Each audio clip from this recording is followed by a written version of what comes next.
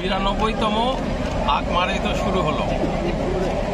আমরা আশা করছি এটা তো জীবিকার প্রশ্ন মানুষের, এটা যেন চলমান থাকে, যেন বন্ধ না হয়, যেন মানুষ এই আখ চাষিরা মূলত যেন তারা এই আখের তাদের যে উৎপাদন এটা বাংলাদেশের মানুষকে উন্নয়নের দিকে নিতে পারে, যেন বাংলাদেশের মানুষ আখ চাষিদের এই যে শ্রম ঘামের এই চেষ্টা, এটা এই সুগার মিলে আসলো, চিনি বের হবে, বাংলাদেশের মানুষের যে লাভবান হবে।